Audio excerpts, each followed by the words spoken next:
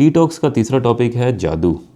जादू के बारे में मज़हब क्या कहते हैं, साइंस क्या कहती है, साइकोलॉजी क्या कहती है, कहाँ पर जाकर आप अपने आप को बचा सकते हैं। मेरा मानना ये है कि जादू एग्जिस्ट करता है, लेकिन अल्लाह ताला की मर्ज़ी के बगैर आपको कोई नुकसान नहीं पहुँचा सकता।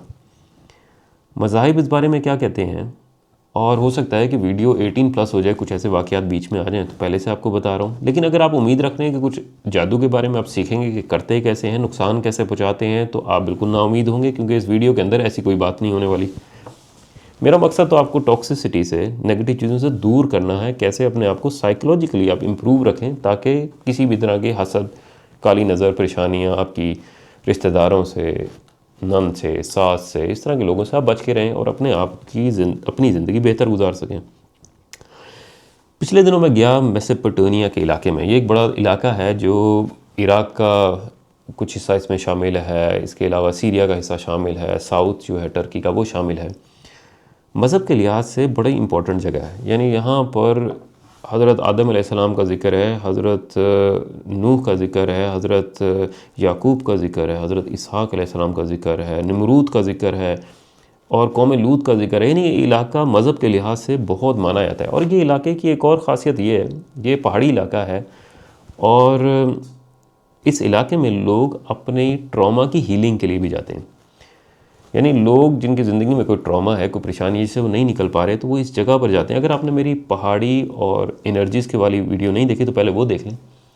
वो इस इलाके में आते हैं, उनको लगता है कि यहाँ पर रहने से, इस ख़ास इलाके में, इस ख़ास एनर्जी में, ख़ासतौर पर जब ये अकेले रहते हैं यहाँ पर, वो एनर्जीज़ इनको एक तरह का खौफ देती हैं, परेशानी देती हैं। और जब बॉडी इस तरह के खौफ, परेशानी से आती है, तो वो जो अपने ट्रॉमाज़ हैं उसको भुला सकती है, उसके ऊपर ओवरलैप कर सकती है। उसे लगता है कि अब मेरी ज़िंदगी का सर्वाइवल नहीं है, जो ज़िंदगी के अंदर पुरानी परेशानियाँ हैं उनको तो निकालूं। अमूमन लोग यहाँ पर अपने आप को हील करने के लिए भी जाते हैं। लेकिन मैं वहाँ पर गया था किसी यूनिवर्सिटी के विज़िट में, तो इन इलाकों में मैं विज़िट किया, घूमा। लेकिन एक इंटरेस्टिंग चीज़ ये है कि ये इलाका तमाम मज़ाहिब के मुताबिक जादू का गढ़ भी समझा जाता है। यानी मज़ाहिब के अंदर जादू की जो इब्तिदा है वो इस इलाके से मानी जाती है, जिसके अंदर इस्लाम के अंदर हारूत और मारूत का ज़िक्र है, और ईसाइयों में और यहूदियों के अंदर यहाँ पर एक शख्स का, एक फ़रिश्ते का और एक ऐसी बुज़ुर्ग का ज़िक्र है जो जादू का इल्म लेकर आता है। लेकिन तमाम मज़ाहिब यही कहते हैं कि आपने जादू जो है अल्लाह ताला की तरफ से ज़मीन पर लाया गया है आपकी इम्तिहान के लिए, आपके इम्तिहान के लिए। आपने जादू करना नहीं है, आपने उससे मिलना नहीं है, आपने ये इल्म नहीं सीखना। लोगों ने ये इल्म सीखा, लोगों ने अपने नेगेटिव चीज़ों के लिए इस्तेमाल किया। बताया गया कि अपने रिश्तेदारों में, मियाँ बीवी के दरमियान ताल्लुक़ ख़राब करने के लिए इस्तेमाल किया गया। बाकी भी मज़ाहिब भी यही कहते हैं कि आपने ना सीखना है और इसकी ममानियत है और ये शिर्क के बराबर है। आपने किसी ऐसी चीज़ पर यकीन नहीं रखना। तमाम तरह का जादू अल्लाह ताला की मर्ज़ी के बगैर आपको नुकसान नहीं पहुंचा सकता। यहूदियत के अंदर एक अलग से जुमला ज़रूर इस्तेमाल होता है, जिसे कहते हैं कि आपने करना नहीं है जादू, उसकी ममानियत भी है, लेकिन अगर आप पर कोई जादू करता है तो उससे बढ़कर जादू भी नहीं करना। ये मेरे लिए बड़ा इंटरेस्टिंग है, क्योंकि इसका मतलब है कि जादू एग्जिस्ट करता है और आपको आता भी है, आपको मना किया गया है नहीं करना, और जितना उसने किया उससे बढ़ के तो बिल्कुल भी नहीं करना। तो ये इंटरेस्टिंग है जुमला मेरे लिए। अरे इस जादू के टॉपिक पे जो फ़िक़े हैं, डिफरेंट मज़ाहिब हैं, उनके अंदर भी डाउट मौजूद है, उनके अंदर भी कन्फ्यूजन मौजूद है। एक बड़ी मशहूर किताब है तफसीर कुरान की, अनवारुल बयान के नाम से, बर सग़ीर में ख़ास तौर पर बड़ी मशहूर है। और सूरह बकरा के अंदर, इसकी तफसीर के अंदर उन्होंने बड़ी डिटेल में बताया है कि जादू किस तरह का होता है, काला जादू कैसे होता है, करामात क्या होती हैं, मोज़े क्या होती हैं। तो इसके अंदर हज़रत मूसा अलैहिस्सलाम का भी वाक़या मौजूद है कि किस तरह उन्होंने असा को सांप बन कर निगल लिया बाकी को, और हज़रत ईसा अलैहिस्सलाम के मौज़ों का भी ज़िक्र है। लेकिन इसके अंदर एक वाक़या है जिससे मेरा ख़्याल है कि इसमें मजहबी स्कॉलर से ज़्यादा अच्छा एक्सप्लेन कर सकें। उसके अंदर एक वाक़या, क्योंकि अभी तक मैं यकीन करता हूँ कि जो ज़िंदगी और मौत का फ़ैसला है वो अल्लाह ताला के पास है। हो सकता है कि दज्जाल के पास ये नॉलेज हो, लेकिन उससे पहले तक जो पैगंबर है उनको ये मौज़े दिए गए हैं। अल्लाह ताला की मर्ज़ी से कोई ज़िंदा या मुर्दा से ज़िंदा किया जा रहा था। लेकिन यहाँ पर इस तफसीर के अंदर एक वाक़या ज़िक्र है, वह हज़रत एक सहाबा के बारे में, हज़रत जंदब बिन काब के बारे में लिखा है कि उन्होंने एक शख्स को देखा जिन्होंने एक ट्रिक की, एक जादू किया जिसमें एक शख्स को उसने कत्ल किया और फिर ज़िंदा कर दिया, और हज़रत जंदब ने उसकी गर्दन काट दी कि अगर तुम इतने बड़े जादूगर हो तो अपने आप को ज़िंदा करके दिखाओ। ये हज़रत उस्मान रज़ियल्लाहु अन्हु का ज़माना है, और इसमें जो जादूगर है उसने ये अपने जादू करके दिखाया। और ये वाक़या जो है कोई 4-5 और किताबों में मौजूद है और इधर भी है, जो मेरे लिए थोड़ा सा कन्फ्यूजिंग है, क्योंकि मेरा ख़्याल है कि ये जो एक इंसान किसी को मुर्दा से ज़िंदा करना जादू की हद तक भी मेरे लिए मानना मुश्किल है, लेकिन ये वाक़या काफ़ी जगह पे मेंशन है, मेरे ख़्याल है मजहबी स्कॉलर ज़्यादा अच्छा एक्सप्लेन कर सकेंगे। और दूसरी जो किताब है जिसके अंदर तफसीरुल कुरान की किताब है जिसका नाम है दरसे कुरान, बर सगीर के अंदर बड़ी मशहूर किताब है, कोई 30 के करीब जिल्दें हैं इसकी। इसके अंदर 106 नंबर पेज है जिसके अंदर लिखा गया है कि मुसलमानों को भी ज़रूरत के तहत जादू सीखना चाहिए, लेकिन मैं इसे एग्री नहीं करता, बिल्कुल भी नहीं सीखना चाहिए, ना ही इसके करीब जाना चाहिए, ना ही इन लोगों से मिलना चाहिए, ना ही नेगेटिव साइड पे जाना चाहिए, मेरा ये यकीन है। लेकिन हो सकता है मजहबी लोगों का डिफरेंट ओपिनियन हो इस बारे में कि क्यों इस वजह ये जगह पर ये चीज़ लिखी गई। लेकिन उल्टी साइड पर कि इससे बचने के लिए अपने आप को साइकोलॉजिकली ट्रेन कैसे करना, हाँ वो इम्पोर्टेंट है, वो सीखा जाया जा सकता है, वो किस तरह है। यकीनन ये वाला पार्ट किसी जो मजहबी तौर पे ज़्यादा जीनियस हो उसको ज़रूर भेजिएगा, उससे पूछिएगा कि ये ऐसा क्यों लिखा गया, तो उनकी राय भी ले लेंगे। अच्छा, अब साइंस क्या कहती है? जितनी भी साइंटिफिकली फिगर्स हैं वो साइकोलॉजिकली आप इसको निगलेक्ट नहीं करती कि जादू होता है या नहीं होता है, लेकिन उनका मानना है कि जो ह्यूमन नेचर है, ह्यूमन साइकोलॉजी है, उसको आप इम्पेक्ट कर सकते हैं। जादू किसी दुनिया के हालात को तब्दील नहीं कर सकती। जिस तरह आप कहें कि अगर ज़लज़ला होगा, यहाँ पर तूफ़ान आएगा, बारिश होगी, इसको कंट्रोल नहीं कर सकती, लेकिन आपकी ज़िंदगी के अंदर हालात को, सिचुएशंस को, आपके फ़ैसले, आपके डिसीजंस को बदल सकते हैं। और उसके लिए आपका रेडी होना ज़रूरी है, यानी आपका नेगेटिव एनर्जी के लिए रेडी होना ज़रूरी है। उसके लिए पहले एक स्टोरी सुन लें। ये स्टोरी है योहानस केपलर की। ये एक फिक्शनल राइटर है, एस्ट्रोनॉमर है, और एस्ट्रोलॉजी पे बहुत ज़्यादा काम है इसकी। एक लॉज ऑफ प्लानिटरी मोशन के नाम से इसको खालिक समझाता है, बहुत ज़्यादा काम है एस्ट्रोनॉमी का इस पर इसने किया। जर्मन साइंटिस्ट है। 1915 में इसने किताब लिखी, इसका नाम था सोमनियम ऐसे करके किताब का नाम था, जिसकी मतलब बनता है, ये जर्मन किताब थी जिसका मतलब बनता है द ड्रीम। इसने एक फ़िक्शनल कहानी लिखी, यानी रियल नहीं थी, ख्याली कहानी जो होती है, साइंटिफिकल फ़िक्शन जो होती है। और ये माना जाता है कि पहला बंदा है जिसने ऐसी कोई साइंटिफिक फ़िक्शन स्टोरी लिखी जिसके अंदर सितारों का जिक्र था, दुनिया का जिक्र था, जादू का जिक्र था, चुड़ैल का जिक्र था, और उसने एक कहानी बनाई। यानी वो इतनी अच्छी कहानी थी कि लोगों ने यकीन करना शुरू कर दिया कि जो उसके अंदर लिखा है वो सच है। लोगों ने तलाश करना शुरू कर दी, जो चुड़ैल का जिक्र किया गया है वो चुड़ैल वो कौन है। उसने कहा उसका कद ऐसा होगा, दिखती ऐसे होगी, जड़ी बूटियाँ इकट्ठी करती होगी। उन्होंने चारों तरफ देखा तो उन्हें लगा कि ये अगर किताब इसने लिखी है और इसकी जो माँ है उसकी फ़िगर इस तफसील से मिलती है जो बुक में लिखी है, यकीनन इसकी माँ ही वो चुड़ैल है, तभी ये जादू के बारे में इतना अच्छा लिख रहा है। लोगों ने उसकी माँ को जेल में डाल दिया। 6 साल वो जेल में रही और वो बताता रहा कि ये फ़िक्शनल स्टोरी थी, ये कोई असल हकीकत नहीं थी। उसके बाद उसने लॉ पढ़ा, लॉ की किताबें पढ़ी, अपना केस खुद लड़ा। 6 साल के बाद उसने माँ को अपने जेल से आज़ाद कराया।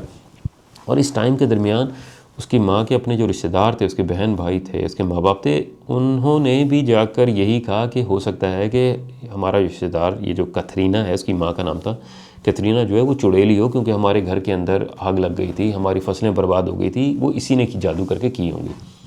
उसके बाद उसने अपनी माँ को आज़ाद करा लिया वहाँ से। उसके बाद वो 1 साल के बाद वैसे मर गई। लेकिन बताना ये था कि आप अगर नेगेटिव एनर्जी के लिए तैयार होते हैं तो आपका जहन वो स्टोरीज़ को खुद ही कंफर्म कर रहा होता है। इसे कंफर्मेशन बायस भी कहते हैं, यानी कि इसका मतलब है कि आप ज़िंदगी के अंदर वो तमाम सिचुएशंस देख रहे होते हैं, अब आप उस सिचुएशंस के लिए, उस ख्याल के लिए तैयार होते हैं, अब आपका जहन उसकी स्टोरीज़ बनाता जाता है, इतनी मजबूत स्टोरी बना लेता है कि आपको यकीन आ जाता है।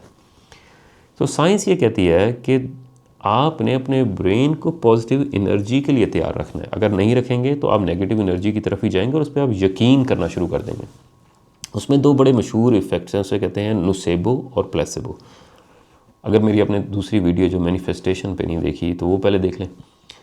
नुसेबो के अंदर आप नेगेटिव चीज़ों को जब देखते हैं, सोचते हैं उसके बारे में, तो आपकी ज़िंदगी में नेगेटिव चीज़ें आना शुरू हो जाती हैं और आप यकीन करना शुरू हो जाते हैं। उसके लिए एक बड़ी मशहूर रिसर्च है प्रोफेसर बेनेडेत्ती की, जिसके अंदर उसने पेशेंट्स के ऊपर रिसर्च की, उन्होंने बताया कि ये मैं आपको दवाई दे रहा हूँ और इसकी वजह से आपकी दिल की धड़कन तेज़ हो सकती है, उल्टी वाली फीलिंग आ सकती है, नौजिया हो सकता है, चक्कर आ सकते हैं, जबकि उस मेडिसिन में खाली पानी था। तो 57% लोगों ने वो तमाम सिम्टम्स महसूस किए। इसका मतलब है कि एक साइकोलॉजिकली आप किसी को इम्पेक्ट करते हैं, लेकिन जो रिएक्शन है वो फिज़िकल आ रहा है, यानी उसकी बॉडी के अंदर वो रियल टाइम चेंजेस आ रही हैं। इसी के ऑपोजिट प्लेसेबो इफेक्ट कहते हैं, जिसके अंदर पॉजिटिव वाइब है, यानी जिस तरह इस्लाम में अच्छा गुमान रखें तो आपकी ज़िंदगी में अच्छा होगा। इसमें ये प्लेसेबो का जो इफ़ेक्ट है, इस पर हार्वर्ड यूनिवर्सिटी ने काफ़ी रिसर्च की, जिसके अंदर इन्होंने पेशेंट्स के ऊपर, माइग्रेन के पेशेंट्स के ऊपर इन्होंने माइग्रेन की दवाइयाँ दी, आधे ग्रुप को रियल दवाइयाँ दी, आधे को फेक दवाइयाँ दी। जो फेक दवाइयाँ थी उनको बताया कि बहुत अच्छी मेडिसिन है, आपका सर का दर्द ख़त्म हो जाएगा, और उस फेक मेडिसिन वालों ने भी पॉजिटिव रिजल्ट शो किए, यानी माइग्रेन का दर्द उनका ख़त्म हो गया एक फेक दवाई से। तो उसने बताया है कि अगर आप साइकोलॉजिकली किसी को पॉजिटिव वाइब, पॉजिटिव एनर्जी दे दें, बता दें उसके बारे में, तो जहन, बॉडी अपने आप को तैयार कर लेती है वो पॉजिटिव चीज़ें लेने के लिए। इसका मतलब है कि आपकी अपनी साइकोलॉजिकल स्ट्रेंथ बहुत इंपॉर्टेंट है। अच्छा, ये साइकोलॉजिकल स्ट्रेंथ होती है जो रिलीजन भी आपको कराता है, जो साइंस भी आपको करा रही है। यानी मज़हब के अंदर ये मान लेना कि अल्लाह ताला मेरे खालिक हैं और उसकी मर्ज़ी के बगैर मुझे कोई नुकसान नहीं पहुंचा सकता, ये साइकोलॉजिकल एक्सट्रीम स्ट्रेंथ है। यानी इस चीज़ को मान लेना आपको बाकी तमाम परेशानियों से बचा लेता है। लोग अमूमन मज़हबी होते हैं, फॉलो भी कर रहे होते हैं, लेकिन ये यकीन उनका पुख्ता नहीं होता। इसी वजह से जब उनके पास परेशानी आती है, जब कोई काली नज़र का मसला होता है या धोखा होता है, या जब कोई उन पर जादू करता है, तो आप ख़ुद अंदाज़ा लगाएं कि जब उनके पास एक सुप्रीम पावर है, खालिक है, जिस पे वो यकीन कर रहे हैं क्योंकि वो मजहबी हैं, उनके लिए तो ये आसान होना चाहिए मानने के लिए कि अल्लाह ताला की मर्ज़ी के बगैर उन्हें नुकसान कोई नहीं पहुंचा सकता। जबकि उस हालात में भी वो किसी जोगी के पास, बाबा के पास, किसी दरबार पे जाते हैं और जाकर किसी ऐसे शख्स से मिलते हैं जो जादू की काट कर सके, काली नज़र ख़त्म कर सके। तो इस वक्त में कहा जाता है कि आपने ऐसे लोगों से, ऐसी नेगेटिव एनर्जी, ऐसे नेगेटिव लोगों से नहीं मिलना। आपने अपने खालिक पर यकीन रखना है और उसी से मदद मांगनी है। अब साइंस क्या कहती है? साइंस कहती है कि आपने अपने आप को साइकोलॉजिकली स्ट्रॉन्ग करना है। अगर आप नहीं हैं तो आप पे ये इम्पैक्ट सबसे ज़्यादा होगा। यानी आप अगर नेगेटिव साइड पर तैयार हैं तभी आपके ऊपर ये डैमेज होगा। उसके लिए आपको एक स्टोरी सुनाता हूँ, रियल स्टोरी सुनाता हूँ। मैं तुर्की में गांव में रहता हूँ, तो वहाँ पर जब मैं जाता हूँ तो अपनी बालकनी में कभी मैं चाय के लिए बैठा होता हूँ, तो वहाँ पर एक औरत है जो एजड भी है, ऐसा लगता है जैसे बेघर हो। वो वहाँ पे कचरे से कुछ चीज़ें निकाल रही होती है, लेकिन कुछ अर्से में मैंने देखा कि उसके पीछे एक घर है, वो भी अच्छा खासा बना हुआ घर है, उसके अपने मियाँ की पेंशन भी मिलती है, तो पैसों का भी मसला नहीं है। फिर मेरा ख्याल था कि शायद ये ज़हनी तौर पे ठीक नहीं होगी। फिर एक दिन मैंने उसे देखा कि वो कचरे से कुछ चीज़ें निकाल रही थी, जिसके अंदर शॉपर से उसने कुछ निकाली और वो चली गई वहाँ से। अब ये मेरे लिए क्यूरियोसिटी थी, मैं उसे देख रहा था। अभी तक मैंने इसे कभी परवाह नहीं की, काफ़ी दफ़ा रास्ते से गुजर गई और मैं कभी गाड़ी पे गया, कभी मोटरसाइकिल पे गया, तो मैंने उसे देखा काफ़ी दफ़ा। अब वो मैं गरीब से गुजरा तो कचरे के अंदर जो उसने उठाई थी चीज़ें, वो औरतों के हाइजीन पैड थे जो इस्तेमाल हुए हुए थे, उनको लेके गई वो। अब ये मेरे लिए बहुत ज़्यादा खला जाती है, मेरे लिए एक्सेप्टेबल नहीं था कि इसका मतलब है कि मसला भूख का नहीं है, मसला कुछ और है। बाद में किसी ने मुझे स्टोरी बताई कि ये यहाँ पर जादूगरनी मशहूर है। अच्छा, अभी तक मुझे उससे कोई डर नहीं था, कोई परेशानी भी नहीं थी, वो रास्ते से भी आ रही थी, जा रही थी। अब उन्होंने बताया कि उसके घर वाले जो हैं जो थे, उन्होंने ख़ुदकुशी कर ली और बाकी जो उसका मियाँ था वो घर पे मर गया। बाकी जो बच्चे थे वो घर छोड़ के किसी और जगह पर रहते हैं, ये अकेली रहती है। अब ये जो पूरी स्टोरी है, अब इसके अंदर अब डाउट आ गया मेरे पास। अब मैं इस मामले में मैं अब नेगेटिव एनर्जी के लिए तैयार हो गया। यानी अब जो स्टोरी है जिसके अंदर उसकी जो तफसील बयान की गई है, जो सारी इन्फॉर्मेशन है जो मैं देख रहा हूँ, वो अब मुझे डराती है। यानी कि अब मैं उस रास्ते से नहीं जाता जिस रास्ते में उसका घर है, उस जगह से नहीं गुजरता जहाँ पे वो खड़ी है। अगर मेरी आँखों से आँखों मिल रही हैं, कहीं करीब आ रही है, तो मैं वो रास्ता ही बदल लेता हूँ। इसका मतलब है कि लोगों की स्टोरी, जो हालात हैं, जो सिचुएशन है, वो अब मेरे ऊपर इम्पेक्ट कर रही है। यानी कि अब मैं वनरेबल हूँ, यानी कि अब मुझे नुकसान पहुँचाना ज़्यादा आसान है। तो इसका मतलब है कि मैं अगर अपने आप को बचाना चाहता हूँ तो मुझे लोगों से अवॉइड करना है, इस तरह की कहानियों को अवॉइड करना है, और ये जानना नहीं है। और एक ही चीज़, यानी कि अगर वो जादूगरनी है या नहीं है, ये मेरे लिए ये जानना जो है ज़्यादा नुकसानदेह है। इसके बदले में अगर मैं नहीं जानता तो मेरी ज़िंदगी ज़्यादा बेहतर है। अब साइंस ये कहती है कि आपकी ज़िंदगी में कोई भी नुकसानात हो रहे हैं, कोई मुश्किलात आ रही है तो आपने पॉजिटिव चीज़ों के साथ अपने दिमाग को कनेक्ट करना है। यानी मैंने ज़िंदगी में अच्छी पढ़ाई की तो अच्छी यूनिवर्सिटी में एडमिशन हो गया, अच्छी यूनिवर्सिटी में गया तो मुझे अच्छी नौकरी मिल गई, अच्छी नौकरी थी तो मेरे पास अच्छे पैसे तनख्वाह आ गई, मैंने मेहनत की। ये पॉजिटिव कनेक्शन है सारे। लेकिन हो सकता है कि मैं इसको कनेक्ट कर रहा हूँ, मैं बचपन में कहीं जा रहा था, किसी ने मुझे नज़र लगाई तो मेरी एडमिशन नहीं हो सका, मेरा छोटी यूनिवर्सिटी में एडमिशन हुआ। मैं गया तो किसी ने मुझ पर जादू कर दिया तो मैं जो हूँ अच्छी जगह नौकरी नहीं मिल सकी, मुझे किसी और जगह नौकरी मिली। इसका मतलब है कि अब मैं अपनी सिचुएशंस को किसी नेगेटिव चीज़ों के साथ कनेक्ट कर रहा हूँ, मेरा बिलीफ उसके साथ है। इससे ये होता है कि आपका दिमाग भी उन्हीं नेगेटिव चीज़ों के साथ जुड़ा रहता है। जिस तरह एक औरत है, वो कहती है मेरी सास है, मेरी नंद है, ये मेरे ऊपर जादू कर रही हैं, काली नज़र रख रहे हैं। ये दुनिया के अंदर ये एग्जिस्ट करेंगे। आप इन लोगों को अवॉइड कैसे कर सकते हैं, आप इन लोगों से अपने आप को बचा कैसे सकते हैं। यानी आपकी कोशिश ये होनी चाहिए कि आप अपने आप को साइकोलॉजिकली इतना स्ट्रॉन्ग रखें कि लोग आपके ऊपर इम्पेक्ट ना कर सकें, नेगेटिव इम्पेक्ट ना कर सकें। जितने वो लोग हैं जो दूर के रिश्तेदार हैं, दोस्त हैं, जिनसे आपको डाउट लगता है, परेशानी लगती है कि हो सकता है कि ये आपके ऊपर कोई काली नज़र, जादू, हसद करते हैं, उनसे मिलना छोड़ दें। बहुत सारे करीबी रिश्तेदार हैं जैसे आप दूर नहीं रह सकते, उनके साथ वो ताल्लुक़ रख लें, वो एनर्जी अपनी रख लें जिस पर आपको यकीन हो कि आपकी पॉजिटिव एनर्जी, आपकी जो अल्लाह ताला के साथ ताल्लुक़ है और अल्लाह ताला ने जो आपके लिए सोचा है वो कोई भी बंदा आपसे ले नहीं सकता और आपको नुकसान नहीं पहुंचा सकता। तो आपकी बहुत ज़िंदगी आसान है। यानी कि ये रिलीजन के अंदर, मज़हब के अंदर खालिक पर यकीन कर लेना इंसान की ज़िंदगी बहुत आसान कर देता है। इसी तरह साइंस पे है, साइंस में आपने अपने आप को जब अच्छी लॉजिक, अच्छी पॉजिटिव वाइब के साथ कनेक्ट कर लेते हैं, उसमें आप डिफरेंट नाम दे दें उसके। मैं 20 साल पहले आपको एक स्टोरी बताता हूँ। मैं पर्सनल डेवलपमेंट और साइकोलॉजिकल स्ट्रेंथ पे था वो 20 साल पहले। उसके अंदर काफ़ी सारे कोर्सेज थे, किस तरह इम्प्रूव करें, लोगों से किस तरह मिलें, किन लोगों से ना मिलें। उसके अंदर एक वो जो कंपनी थी वो एक डिवाइस बेचती थी, उसका नाम था हीली। वो क्या करते थे कि वो लोग तमाम जो पॉजिटिव एनर्जी रखते हैं, सक्सेसफुल हैं और दुनिया में उनका नाम है, वो उनके करीब कुछ डिवाइस रखते थे और उनकी रेडिएशंस, उनकी एनर्जीज़ को स्टोर करते थे। यानी आप अगर मेरे चारों तरफ कोई इलेक्ट्रोमैग्नेटिक फील्ड है, उसकी जो रिकॉर्ड है करके वो स्टोर कर लेते हैं और उसके बाद उसको दूसरे लोगों को बेचते थे कि ये आप पास रखेंगे तो आपके पास पॉजिटिव एनर्जी रहेगी। यानी उस ज़माने की बात है जिसमें उस डिवाइस का नाम हीली था। जिस तरह आप समझ लेंगे किसी ने आपको तावीज़ दे दी है, आपको तावीज़ बांध दी है, अब मॉडर्न साइंस में उसका नाम हीली रख लें। यानी कि एक तरह की एक डिवाइस है जिसको आपने रखा हुआ है और आपको यकीन है कि इससे आपको ज़िंदगी में कोई पॉजिटिव एनर्जी आ रही है। यानी वो इतने मशहूर हो गए कि वो कंपनी ने अपनी तमाम प्रोफाइल गायब कर दी। आज उनकी कहीं पे इन्फॉर्मेशन नहीं आती, वो डिवाइस नहीं आती। यानी उन्होंने ये सोच लिया कि अब अगर हमने किसी को बेचना है तो हम आम लोगों को क्यों बेचें, हम फोकस ही सिर्फ जो सुपर अमीर लोग हैं उन्हीं को फोकस करते हैं और उन्हीं को अपनी चीज़ें बेचते हैं, मेरा ये ख्याल है। लेकिन वो डिवाइस अब दुनिया से यानी कि उसकी इन्फॉर्मेशन ही गायब कर दी। इसी तरह तावीज़ होते थे। अब जितने भी मज़ाहिब हैं वो उसको बचने के आपको रास्ते बता रहे हैं।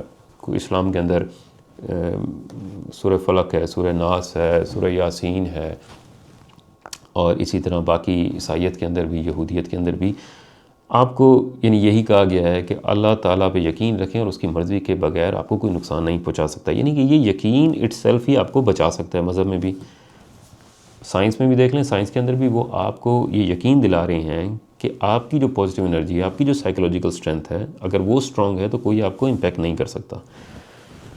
एक और टर्म यूज़ होती है जिसे इमोशनल कॉन्टीजन कहते हैं। ये ख़ासतौर पे जादू और इन टर्म्स के लिए ज़रूर इस्तेमाल होती है। वो कहते हैं कि अगर आप किसी ऐसे शख्स के साथ रह रहे हैं जो नेगेटिव एनर्जी रखता है, यानी आप समझ लें आप पार्टनर के साथ हैं, आपकी बीवी है, वो कहती है कि आपके घर में हालात ख़राब हैं क्योंकि जादू हो गया। अब 100% ये श्योर बात है कि कुछ अर्से के बाद आप ये यकीन करना शुरू हो जाएंगे कि आपके ऊपर जादू हुआ है। क्योंकि जब आप किसी ऐसे शख्स के साथ रहते हैं तो आपके जो इमोशनल फीलिंग्स हैं वो रेप्लिकेट होना शुरू हो जाती हैं, यानी कि आप उसको मानना शुरू कर देते हैं। इसी तरह एक इलाका है नाइजीरिया और घाना के दरमियान में, अफ्रीका के अंदर, ये बड़ा मशहूर है मैजिक के लिए, ब्लैक मैजिक के लिए, और इस इलाके का नाम है ओइदा, बेनिन मुल्क का नाम है। यहाँ पर एक बहुत बड़ा बाज़ार लगता है जो तमाम वो चीज़ें बेचते हैं जो जादू के लिए इस्तेमाल हो सकती हैं। वूडू डॉल्स होती हैं, काला जादू है, खून की चीज़ें हैं, गलाजत है, बहुत सारी चीज़ें ऐसी हैं, सिखाते भी हैं। तो लोग वहाँ जाते हैं, कुछ चीज़ें सीखते भी हैं, लेकिन आपने अपने आप को तैयार करना है सिर्फ पॉजिटिव लोगों के लिए, पॉजिटिव एनर्जी के लिए, और ये मान लेना है कि आपको कोई और नुकसान नहीं पहुँचा सकता, आपकी ज़िंदगी बहुत बेहतर है इस तरह। लेकिन अगर आप इन चीज़ों पर यकीन करेंगे और आपको लगता है कि कोई ऐसा शख्स जो जादू को जानता है, जो इस तरह के इल्म जानता है, वो आपको बचा लेगा, तो आपकी ज़िंदगी में उस बचने के बावजूद भी वो टॉक्सिसिटी, वो कड़वापन ज़रूर आ जाएगा। तो आप ज़िंदगी नॉर्मल नहीं गुजार पाएंगे। अपनी ज़िंदगी बेहतर करने की कोशिश करें। बड़े मुश्किल से अल्फाजों का चुनाव किया है, क्योंकि इसके अंदर बहुत सारे ऐसे टॉपिक हैं जिसमें लोग सेंसिटिव हो जाते हैं, ख़ास तौर पे रिलीजन रिलेटेड। लेकिन बताने का मकसद ये था कि एक साइंस है, एक इल्म है जो एग्जिस्ट कर रहा है, जिसको बताना आसान नहीं है, जो आपकी बॉडी से रिलेटेड नहीं है, आपकी नफ्स से रिलेटेड है, रूह से रिलेटेड है। उसको समझना भी ज़रूरी नहीं है, लेकिन उससे बचने के लिए आपको सिर्फ एक बिलीफ चाहिए। यानी कि जितनी भी आप हिस्ट्री उठा के देख लें, जो भी ऐसा इल्म जिसको लोग समझ नहीं सकते थे, उसको जादूगर कहा जाता था। यानी आप किसी को कहें कि आज सूरज ग्रहण होगा, यानी साइंटिफिकली मुझे पता है कि आज चांद ने सूरज के सामने आना है, तो दुनिया की नज़र में मैं जादूगर हूँगा कि आज मुझे कैसे पता चल गया। लेकिन जब साइंस उस चीज़ को डिफ़ाइन कर देती है, तो वो तमाम जादू की चीज़ें साइंटिफिकली इंफॉर्मेशन के अंदर आ जाती हैं। यानी अब साइंस ये कहती है कि जितने भी फैक्ट्स हैं, किसी को इलाज करना है, जड़ी बूटी से इलाज कर रहे हैं आप, तो ये एक साइंटिफिकली नोन है, इसमें ये इंग्रेडिएंट होता है, ये आपको सर का दर्द ख़त्म कर सकता है, ये आपकी सेहत बेहतर कर सकता है, ये साइंटिफिकली नोन फैक्ट्स हैं।